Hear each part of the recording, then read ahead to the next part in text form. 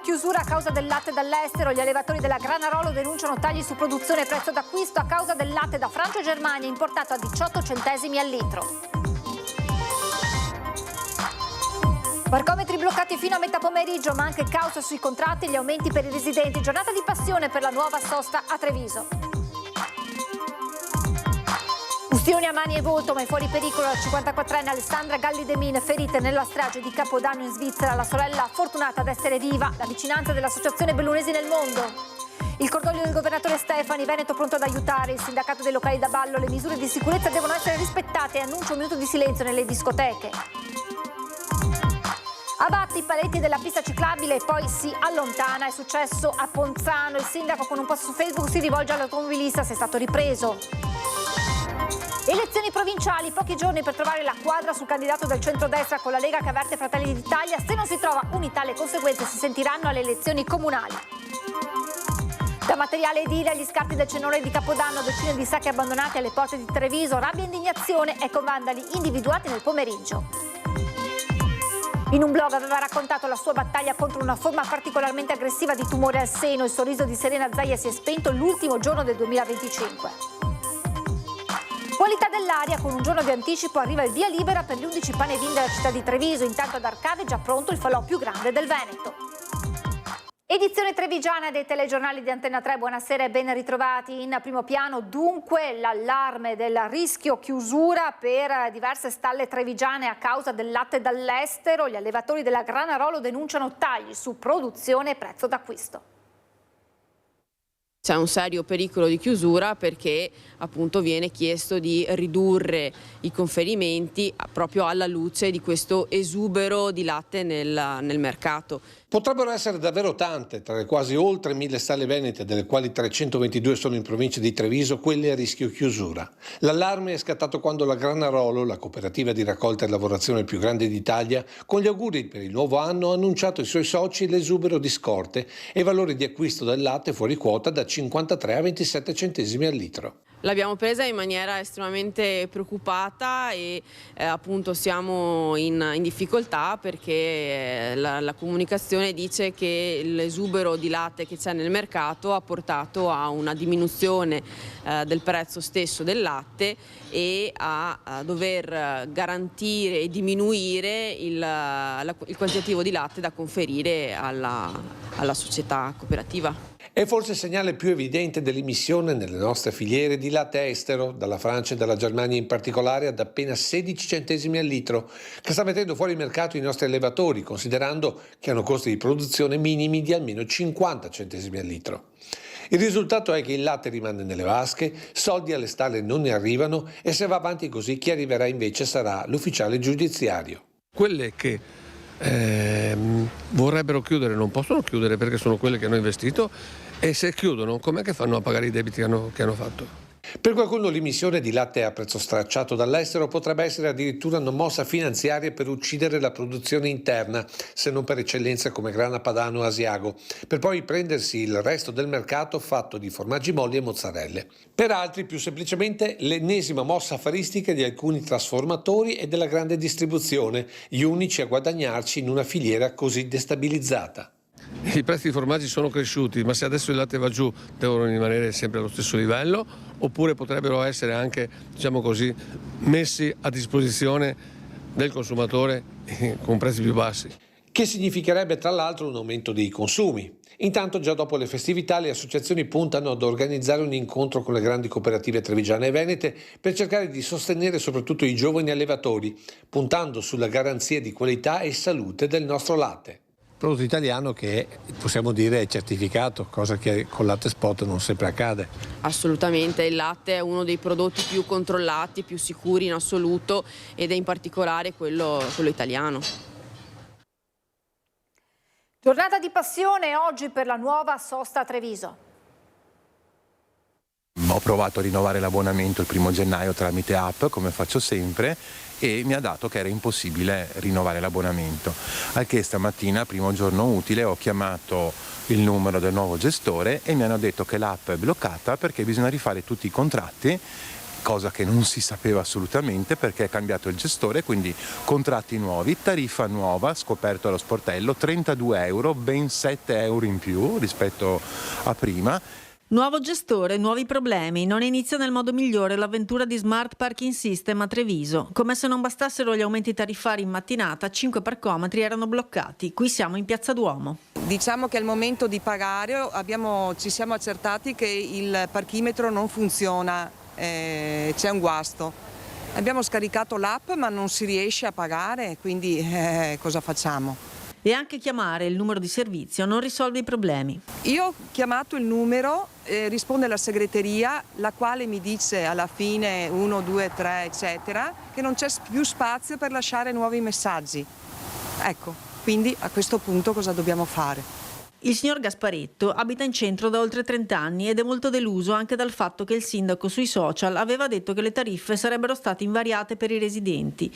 Invece sono aumentate, ma anche la qualità di ciò che viene offerto fa pensare. Noi paghiamo in anticipo il mese e almeno 4 giorni al mese sempre non si può parcheggiare sulle strisce blu perché una volta c'è lo sfalcio erba sulle mura e una volta passa la corsa ciclistica e una volta c'è il mercatino e poi fanno i lavori delle fognature, poi rifanno i lavori delle fognature, poi c'è l'asfalto, poi c'è questo, poi c'è quello, però intanto noi comunque quei giorni li paghiamo. Non c'è un'attenzione per i residenti, tutta l'attenzione è per portare persone in centro, da fuori, far vivere i negozi, che poi, voglio dire, mezza Calmaggiore è chiusa, quindi vivere i negozi è una parola grossa, e trovo che non ci siano assolutamente da parte di questa amministrazione delle attenzioni per chi ancora fa lo sforzo di abitare in centro storico. Nel pomeriggio poi tutte le colonnine sono tornate attive, ma i residenti che sono andati in via Carlo Alberto per dover fare di nuovo i contratti sono stati anche molto delusi da come sono stati accolti.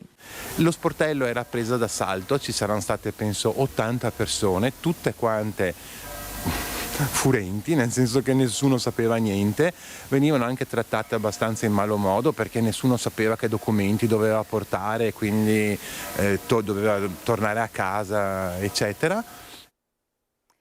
La strage di Capodanno in Svizzera, una quarantina i morti, 119 feriti, 13 di questi italiani, tra loro la 54enne bellunese Alessandra Galli De Mine. Una tragedia che ha scosso il mondo. Il sindacato delle discoteche nella Marca annuncia un minuto di silenzio nei locali durante il weekend e stigmatizza quanto avvenuto. Serve una cultura della sicurezza e del rispetto delle regole.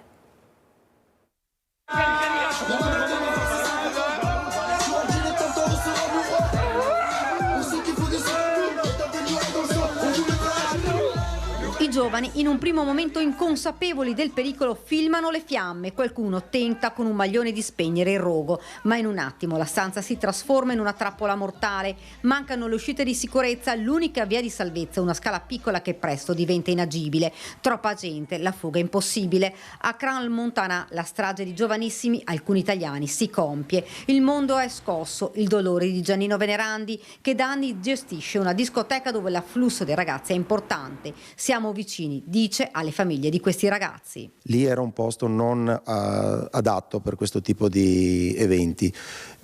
Non so chi l'abbia autorizzato, oltretutto in un posto molto insicuro, con una scala per entrarci, con soffitto basso, con l'uso di materiali molto pericolosi. Noi qui in Italia abbiamo delle normative tra le più restrittive d'Europa. Abbiamo dei corsi per il nostro personale, per formare il personale, dove ci sono anche delle manovre di sfollamento, che facciamo delle prove ogni anno. Abbiamo dei corsi di formazione sul primo soccorso, sull'antincendio.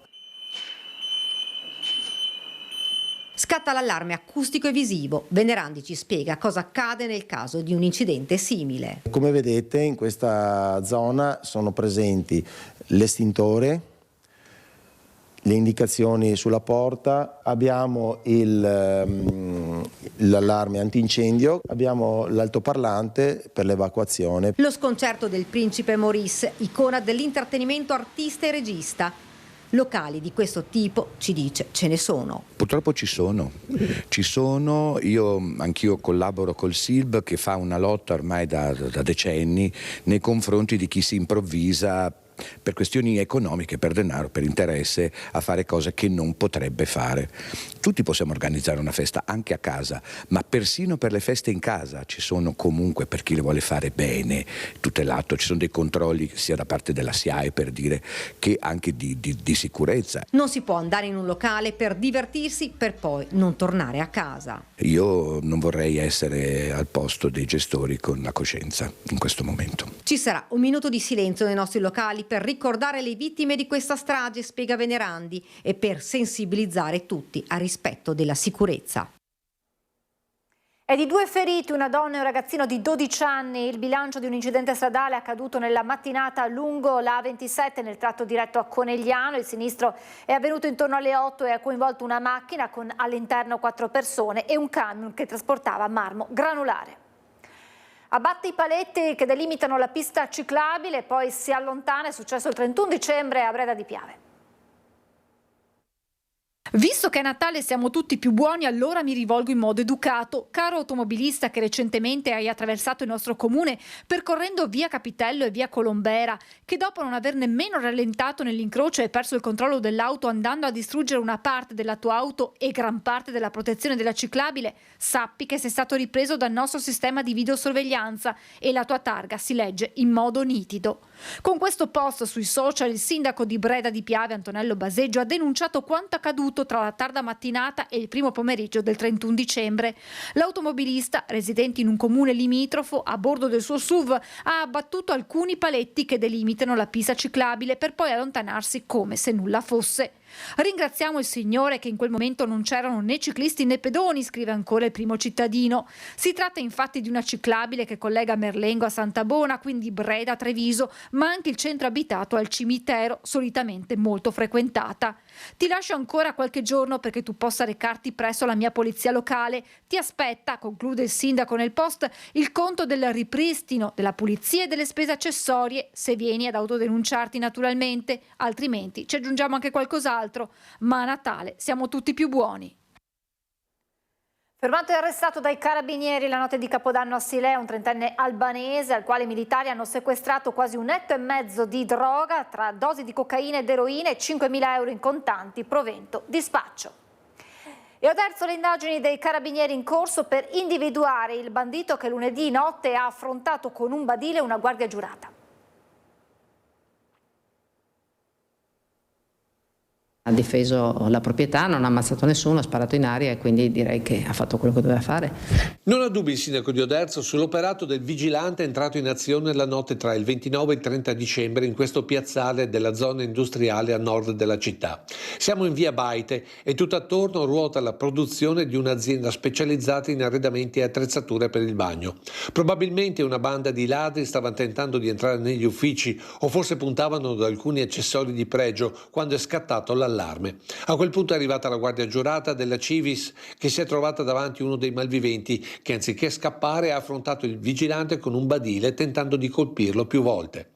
La guardia, un 62enne del veneziano, a quel punto per difendersi ha estratto la pistola in dotazione esplodendo 4 colpi in aria che hanno messo in fuga il ladro con il resto della banda. Reazione comprensibile per il sindaco scardellato quanto sfrontata l'azione del malvivente. Perché tutti si sentono sempre impuniti, probabilmente perché le forze dell'ordine sono impegnate per i reati più gravi e quindi magari i reati diciamo minori un po' così, non dico che si trascurano, ma insomma ci si concentra su quelli più grossi e quindi tutti pensano di poter fare quello che vogliono. Poco dopo sul piazzale della Ronald Bathrooms sono intervenuti anche i carabinieri della tendenza di Oderzo che hanno acquisito le telecamere presenti nella zona per fare ulteriore luce sull'episodio. L'impunità è sempre il problema, ma per tutto, per i reati gravi, per quelli meno gravi, poi magari arriva col tempo, ma intanto uno pensa che invece di rimanere impunito perché non viene preso nell'immediato. La morte di Lorenzo Cristea, ucciso a coltellate durante una rissa nei pressi della discoteca Playa Loca, la svolta nei risultati degli accertamenti della RIS di Parma sull'arma. Sono arrivati i risultati degli accertamenti eseguiti dai carabinieri del RIS di Parma. Sotto la lente di ingrandimento il coltello trovato nella zona dove è avvenuta la rissa la notte del 4 maggio scorso, nei pressi della discoteca Playa Loca a Castelfranco. Innanzitutto, delle 3 armi bianche rinvenute quei giorni, solo una sarebbe stata utilizzata per colpire a morte Lorenzo Cristea. Si tratta dell'arma recuperata nelle vicinanze del luogo in cui 2 giovani marocchini si erano nascosti e trovata grazie alle indicazioni dei buttafuori del locale. Gli altri 2 coltelli invece sono risultati privi di tracce ematiche e non sarebbero state utilizzate nella colluttazione. Per quanto riguarda invece il coltello incriminato, sarebbero emersi dagli esami scientifici tracce del DNA sul manico ed ematiche sulla lama. Sono state rinvenute tracce ematiche sulla lama ed è stata rinvenuta traccia genetica sull'impugnatura. La traccia genetica sull'impugnatura è quella del coindagato, non è quella del mio assistito, e questo è l'elemento più importante delle risultanze del RIS di Parma. Le tracce ematiche rinvenute sulla lama appartengono sia al mio assistito che anche al ragazzo deceduto e ai 2 feriti, e quindi evidentemente sono la rappresentazione del fatto che la lama ha ferito queste persone, compreso il mio assistito, il quale quindi non può essere considerato protagonista e responsabile dell'uccisione del Cristea. 2 gli imputati per l'omicidio di Lorenzo ed il ferimento degli amici: Badr Rouaji, 19 anni, assistito dall'avvocato Crea, e Taha Bennani, 22 anni, difeso dall'avvocato Paola Miotti. Siamo soddisfatti perché confermano quello che lui mi ha sempre dichiarato e che peraltro tutti gli elementi che avevamo in nostro possesso, che abbiamo in nostro possesso, confermano appunto l'assenza di un suo coinvolgimento nei fatti più gravi. Gli esami di laboratorio sono sicuramente un tassello importante atteso dagli inquirenti per ricostruire la tragedia avvenuta lungo la strada dopo una serata di festa e divertimento e terminata in tragedia. Questa va ad aggiungersi ad un altro snodo investigativo, quello della perizia sui telefonini di tutti gli indagati depositati in procura lo scorso settembre. Estrapolati messaggi ritenuti interessanti ai fini investigativi, ma nelle mani dell'avvocato Creo ci sarebbero elementi ulteriormente utili e fondamentali per la ricostruzione di questo delitto. La politica e le elezioni provinciali, pochi giorni per trovare la quadra sul candidato del centrodestra. Figure che possono portare avanti l'amministrazione di Castelfranco, la Lega ne ha più di una, e quindi Fratelli d'Italia potrebbe dire anche noi abbiamo i nostri... si discuterà, discuteremo. È chiaro che se si interrompe il ragionamento alle politiche, alle provinciali, allora liberi tutti. Dalla provincia alle comunali il tempo dei brindisi è già finito e per Lega e Fratelli d'Italia il 2026 si apre così come si era concluso il 2025 con il braccio di ferro. Perché il centrodestra ha davanti nuove sfide e ancora una volta, prima che fuori, si guarda in casa. Amministrative e provinciali sono tappe legate a doppio filo. In primavera il piatto più importante si chiama Castelfranco e il Carroccio non ha alcuna intenzione di mollare la presa per il dopo Marcon. Il messaggio di Coin non lascia spazio a dubbi. Come in un effetto domino, tutto dipende da cosa accadrà nei prossimi giorni per l'ente del Sant'Artemio. Il segretario provinciale confessa che avrebbe voluto già chiudere sul nome unitario, ma i tempi si stanno allungando. Colpa delle feste o di qualcos'altro? Certo è che i meloniani non hanno ancora dato il via libera al candidato targato Lega. 4 nomi, in pole position il sindaco di Gaierine Diego Zanchetta e poi la prima cittadina di Maser Claudia Benedos e ancora i sindaci di Montebelluna e Roncade Adalberto Bordin e Marco Donadel. In più, con una elezione di secondo livello e le urne affidate ai consiglieri comunali, il peso del Carroccio è schiacciante. L'unico problema è che Fratelli d'Italia rivendica il suo spazio, ad esempio con il sindaco di Mogliano Davide Bortolato, quel ora tocca a noi che risuona da mesi come una spina nel fianco su più fronti. Possibile che si arrivi a una corsa separata? Potrebbe anche essere, tutto può essere. Io auspico che questo non sia, tutto può essere, come potrebbe anche essere che magari una volta raggiunto l'accordo ci sia qualche comunque sindaco o consigliere che faccia quello che vuole o che resti a casa o che vada a votare chissà per chi. Cioè, nel segreto dell'urna poi tutto può succedere, però siccome la politica non finisce con le elezioni del Presidente della provincia di Treviso, ma poi ci sono scadenze importanti, poi ci sono le elezioni politiche che arriveranno, ci sono comuni che vanno al voto. Sì, credo che non convenga a nessuno, insomma. Gli accordi, come abbiamo detto all'epoca delle elezioni regionali, dopo il risultato che la Lega ha ottenuto, gli accordi sono fatti per essere rispettati. e sono stati rispettati nella composizione della giunta regionale, e questo vuol dire che la Lega la parola data la mantiene. E io confido e sono convinto che anche le altre componenti del centrodestra questo facciano. Coin predica buonsenso e compattezza. In questi giorni i contatti sono frequenti con il commissario provinciale dei Meloniani, Emanuele Loperfido, ma tra militanti e dirigenti di entrambe le parti corrono voci di scontri accesi e resistenze non da poco, con il tempo sempre più stretto. L'11 e il 12 le liste già con le firme raccolte vanno presentate, e le firme sono tante da raccogliere perché servono almeno 200 firme di consiglieri. Un'ingente quantità di rifiuti scaricati nel pomeriggio del 1° gennaio a Sant'Angelo. A quanto pare dalle segnalazioni che mi hanno fatto hanno scaricato questi rifiuti ieri sera con le prime ore dell'imbrunire, quindi presumibilmente verso le 17, le 18. Quindi proprio sprezzanti anche del pericolo, perché comunque è un orario di passaggio, ma ormai questo luogo è consacrato ed è preferito da parte degli ecovandali. Non è la prima volta che mi segnalano situazioni di questo tipo. Una montagna di rifiuti, materiali edili per lo più, come non si era mai vista da queste parti, probabilmente scaricata anche con un camion sul far della sera di Capodanno. E non è la prima volta che la zona è bersagliata, ma queste quantità mai si erano viste. I vandali evidentemente conoscono bene la zona, non presidiata né da cartelli né da videocamere di sorveglianza. Contarina passerà naturalmente a pulire, ma i costi saranno scaricati naturalmente su tutta la collettività.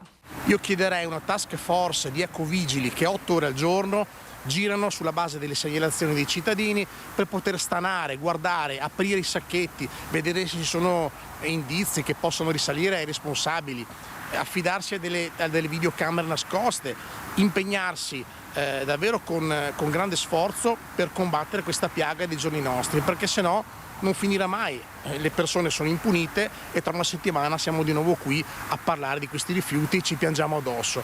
Ed è per questo che mi sono spinto fino qui questa mattina per denunciare questa cosa, che è veramente uno smacco a chi rispetta le regole, uno smacco contro i cittadini. Anche i residenti sono senza parole. È la prima volta che vede una cosa del genere? No, succede spesso, però tante così è la prima volta. Di notte non c'è nessuno, quindi passano indisturbati e si trova di tutti i colori, guarda che roba.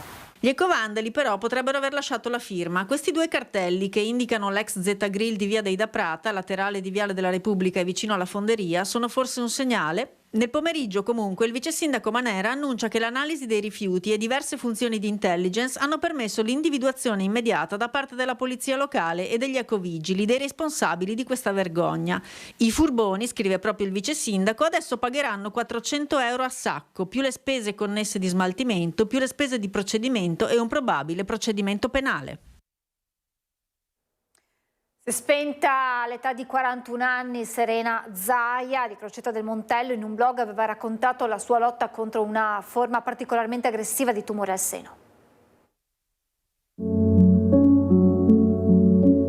Ho voglia di reagire e di tirarmi su, nel senso che ho voglia di fare un sacco di cose e sicuramente non voglio demoralizzarmi. Era il 16 gennaio 2019, avevamo incontrato Serena Zaia nella sua abitazione di Crocetta del Montello, il giorno dopo essere stata dimessa dall'ospedale di Milano, dove era stata sottoposta ad un delicato intervento al cervello per una metastasi.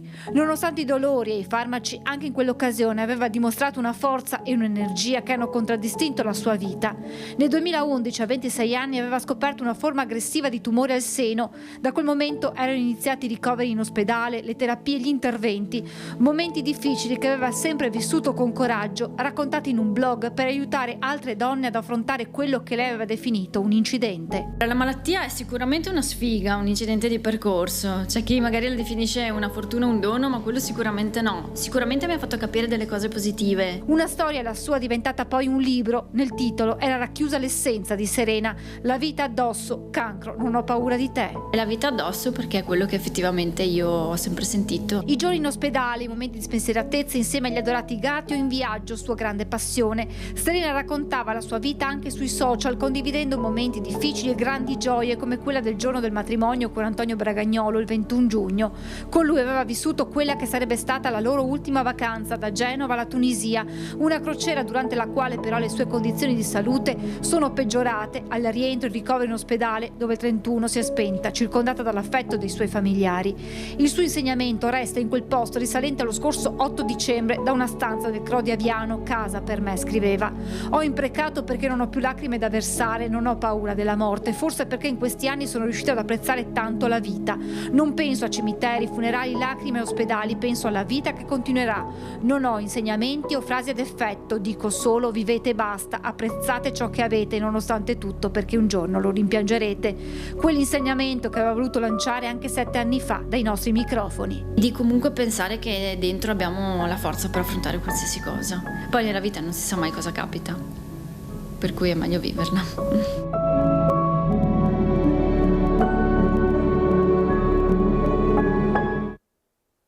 Ci fermiamo per qualche istante di pubblicità, tra poco.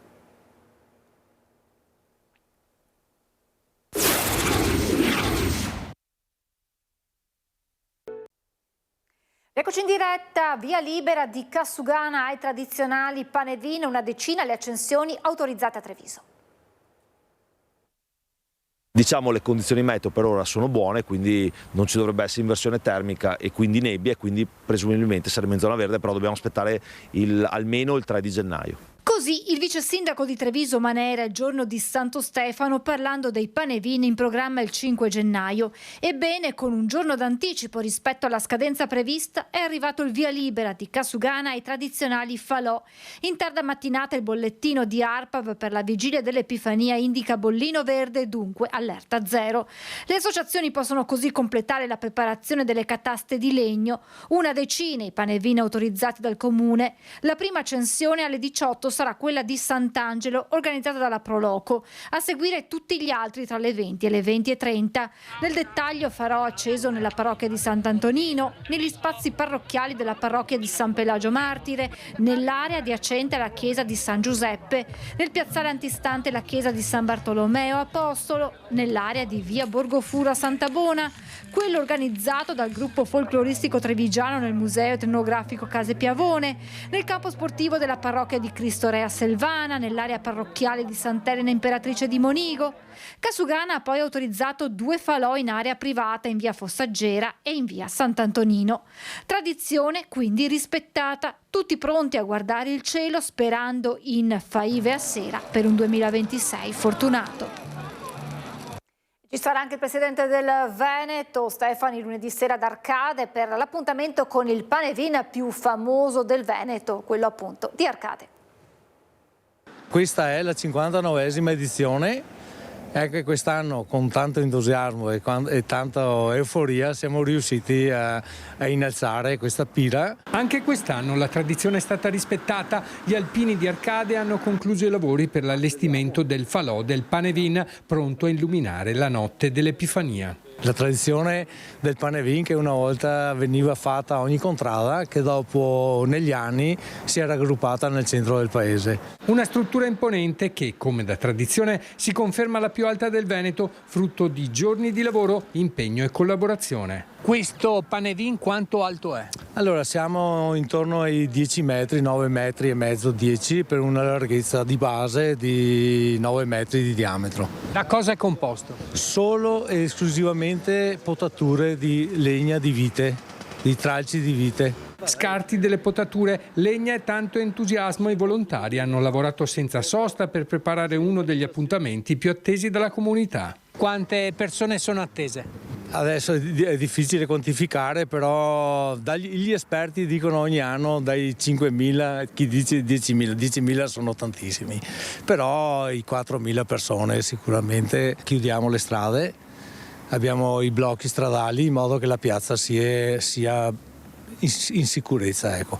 Il Panevin non è solo un falò, ma un momento di ritrovo e condivisione capace di unire generazioni e mantenere vive le tradizioni popolari del territorio e per mangiare e bere in compagnia negli stand allestiti per l'occasione. Lo stand che facciamo le salsicce, la polenta e le patate fritte. Abbiamo 3 cose solo fondamentali, non ci allarghiamo a fare tante robe. Tanto vin brûlé. Vin brûlé sicuramente, quello è di rito, ecco. Ora non resta che attendere l'accensione, quando il grande falò diventerà ancora una volta simbolo di buon auspicio e di forte legame con la storia di Arcade, guardando con il naso all'insù in che direzione volano le faville. Se le faville vanno a mattina, ciappa il sac e va a farina. Se va alla sera, polenta piena nella cagliera, vuol dire la polenta in abbondanza e prosperità per tutto l'anno. Speriamo sia così. E viva il Panevin! E viva il Panevin di Arcade, e viva Treviso, e viva il Veneto.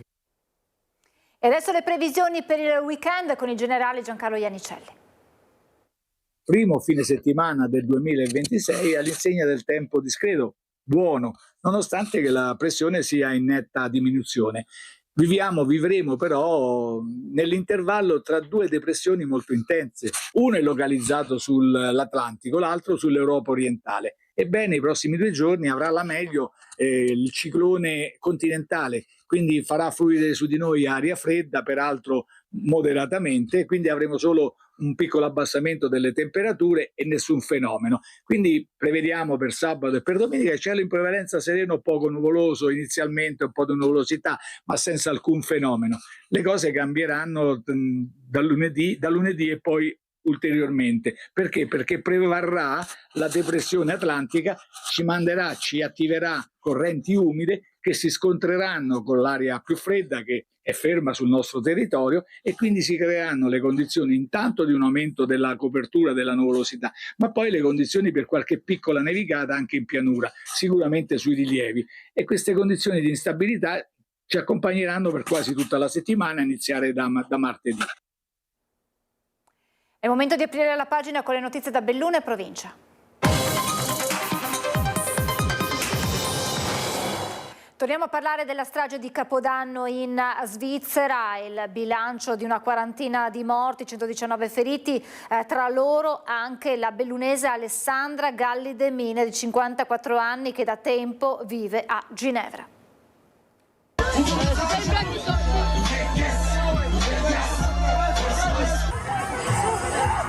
Alessandra Galli de Mine, 54 anni, bellunese di origine ma svizzera d'adozione e fuori pericolo, miracolata nonostante lo shock e le ustioni al volto e alle mani riportate nell'incendio che la notte di Capodanno ha causato una strage in un locale a Crans-Montana, rinomata cittadina alpina del cantone vallese in Svizzera.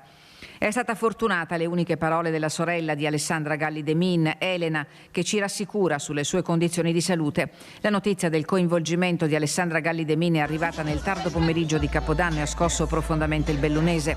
Galli de Mine è figlia di Arrigo, sindaco della ricostruzione di Longarone nel post-Vajont, morto la scorsa primavera a 91 anni. La solidarietà, il tratto distintivo della famiglia Galli, che Alessandra ha mantenuto in Svizzera, dove ricopre la carica di presidente della famiglia bellunese di Ginevra. Ed è Oscar De Bona, presidente dell'Associazione Bellunesi nel Mondo, a darci notizie di prima mano. Presidente De Bona, che notizie ha della nostra concittadina Alessandra Galli de Mine?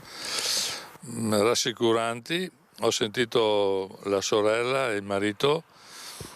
Stamattina veniva operata alle mani nell'ospedale di Arau, vicino a Basilea. Il marito, Alberto De Mine, sta cercando, dopo l'operazione, di portarla all'ospedale di Ginevra, anche perché loro abitano a Ginevra e quindi sono anche più comodi. Ospite di una conoscente per il Capodanno, Alessandra Galli de Mine si è trovata per caso al Constellation.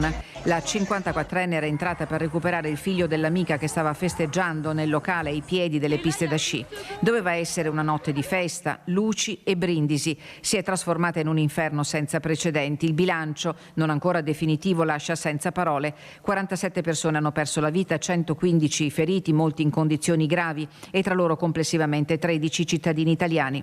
6 nostri altri giovani connazionali risultano ancora dispersi, mentre proseguono senza sosta le operazioni di soccorso e di identificazione delle vittime. Uno scenario di dolore che ha squarciato la gioia per il nuovo anno. Alessandra Galli De Mine è professionista e manager di primo ordine in diverse multinazionali dell'energia e dell'elettronica, madre di 3 figli, sposata con Alberto De Mine, imprenditore nel settore turistico, è particolarmente attiva nel volontariato. La famiglia Galli, la famiglia di Longarone è prestigiosa, il papà ha girato tutto il mondo, gli zii altrettanto. Il presidente da alcuni anni ha fatto diverse iniziative coinvolgendo anche il consolato che c'è a Ginevra, ha completato negli ultimi mesi un progetto legato a San Martino, patrono di Belluno, e ha già presentato sempre alla provincia e all'ABM anche delle proposte per valorizzare il 2026 attraverso la famiglia di Ginevra. Il cordoglio del presidente del Veneto Stefani, che ha detto il Veneto è pronto a dare una mano. Una catastrofe di proporzioni inimmaginabili che resteranno nella storia della Svizzera. A Corredo ci sono le immagini riprese dai telefonini dei giovani, poco più che adolescenti, presenti in massa alle Constellation, un locale frequentatissimo ai piedi delle piste di Crans-Montana, località che conta nell'arco alpino, sede delle gare di Coppa del Mondo di sci. Immagini e fotografie che alternano momenti di festa, panico e terrore, fiamme e lampeggianti dei mezzi di soccorso che un'ora e mezza dopo lo scoccare della mezzanotte si sono riversati in massa attorno al locale. Le prime agenzie non lasciano spazio all'immaginazione. I paesi contermini alla Svizzera, Francia e Italia per primi, mettono a disposizione uomini, mezzi e strutture ospedaliere. Dal Veneto l'impegno ad offrire sin da subito il proprio contributo e il sostegno necessario alle autorità elvetiche. Lo dichiara immediatamente il presidente della regione, Alberto Stefani. Siamo in grande apprensione per il numero dei dispersi e dei feriti, afferma, rinnovando vicinanza ai familiari delle vittime e inviando un pensiero alla donna di origini bellunesi, Alessandra Galli De Mine, di 54 anni, ferita nell'incendio ma non in pericolo di vita. Da Livigno il messaggio del presidente della provincia di Belluno, Roberto Padrin. Tra i feriti c'è anche una ragazza bellunese, Alessandra Galli, che io conosco da tanto tempo, era la figlia dell'ex sindaco di Longarone Arrigo, ma soprattutto l'ho conosciuta il giorno in cui sono state assegnate le Olimpiadi Milano-Cortina, il 26 giugno del 2019. Con lei siamo stati insieme, soprattutto dopo l'assegnazione, a festeggiare questo straordinario risultato. L'ultimo incontro ufficiale fra Alessandra Galli e Roberto Padrin a Belluno in occasione del concerto organizzato al Teatro Comunale per raccogliere fondi per Casa Pollicino a Petrociani in Romania, il centro diurno di accoglienza per bambini disabili o in condizioni di disagio familiare, struttura progettata dal padre Arrigo. Alessandra si trova in ospedale, questa mattina è stata operata, non dovrebbe essere in pericolo di vita e sicuramente ha subito un trauma pesantissimo. Mi auguro che si possa riprendere, noi siamo qui per fare tutto ciò che è possibile per aiutarla. Fuochi d'artificio, petardi e botti anche artigianali. Il cielo del Bellunese si è illuminato a giorno la notte di Capodanno e fortunatamente non si sono registrati feriti. Ad Alleghe, sulle rive del lago, ieri mattina è stata segnalata la presenza di un petardo artigianale inesploso, lo vedete nelle immagini. 4 bombolette spray legate assieme da nastro adesivo, in mezzo il petardo che forse malfunzionante non è esploso. Per il recupero del mini ordigno sono intervenuti gli artificieri dopo che l'area che lambisce il lago è stata delimitata da carabinieri e vigili del fuoco. Fatto brillare, il petardo ha prodotto un boato ed una fiammata che secondo gli esperti si sarebbe potuta rivelare dannosa per persone o animali. E intanto continua a far discutere il Capodanno naufragato a Belluno. Doveva esserci festa in Piazza Duomo per la notte di San Silvestro, ma la festa è stata annullata praticamente all'ultimo minuto perché il piano per la sicurezza non rispettava le normative richieste. La parola a chi stava dalla parte dell'organizzazione e si assume le proprie responsabilità. Che è evidente che sicuramente dispiace e abbiamo fatto il possibile noi comune, della quale mi assumo chiaramente tutte le responsabilità perché siamo arrivati tardi e il tempo è stato tiranno, però con il consorzio con il quale c'è un ottimo rapporto non siamo riusciti a sopperire a quelle mancanze del piano di sicurezza. Ripeto, il tempo è stato... Non è che il Capodanno lo si sa 3 giorni prima, c'è tutto il tempo per organizzare le cose. Qualcosa non ha funzionato. Ma sul piano di sicurezza c'erano delle mancanze da sopperire che sopperirle in tempi celeri è stato impossibile. La parola ora invece a chi, politicamente parlando, sta dall'altra parte della barricata. Bisogna capire chi sono veramente poi infine i responsabili. Di sicuro l'amministrazione comunale non ne esce bene, perché il comune siede nella commissione pubblico spettacolo, per cui avrebbe dovuto sapere per tempo che cosa era necessario, che cosa bisognava fare e come queste cose andavano fatte. Visto da fuori, che effetto era fatto? Brutto, un brutto effetto, mi è dispiaciuto per la città e mi pare appunto che l'amministrazione comunale non ne esca bene, ma soprattutto un dispiacere.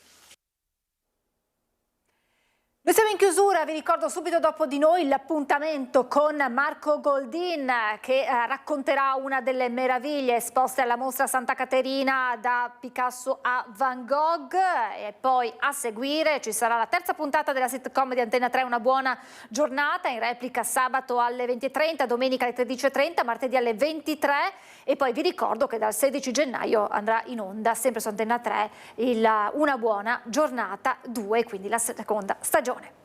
Ed è davvero tutto, adesso sigla e previsioni del tempo, grazie ancora per l'attenzione e buon proseguimento di serata.